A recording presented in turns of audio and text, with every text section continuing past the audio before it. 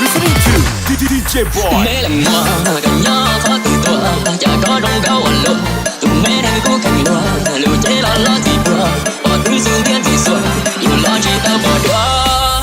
Mẹ lấy mò gần nhỏ xanh mong đã chi, chả có yên là linh gì. Để có bờ tao mua chi, ta có bờ mua tu chi.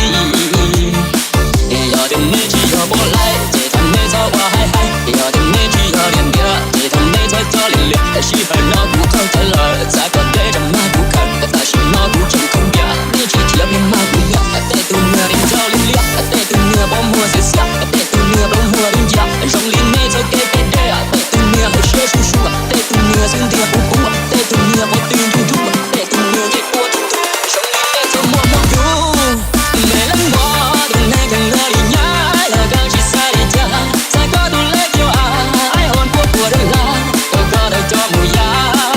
Mê lắm bỏ, đừng nên cần lỡ đi gì, là có chỉ sai đã chi, mà có tu lấy bằng gì. Ai hồn ở bên là chi, có cho mùa chi.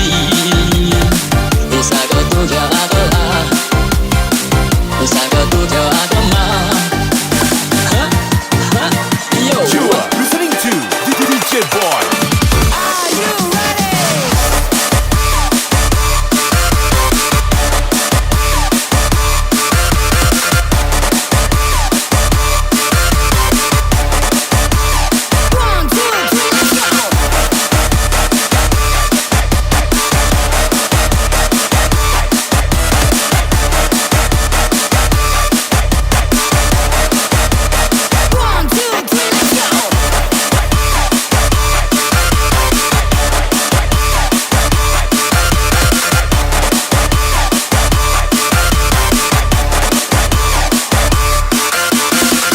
Giờ đừng nên chỉ cho bỏ lại, chỉ thầm nên cho cha hay hay. Giờ đừng nên chỉ cho liền bia, chỉ thầm nên chẳng thở liền liệt. Chỉ hình nó cũng không trả lời, giờ có thể trong má cũng cần. Ta xin nó cũng chẳng không nhớ, nên chỉ bên má cũng nhớ. Mẹ lấy mua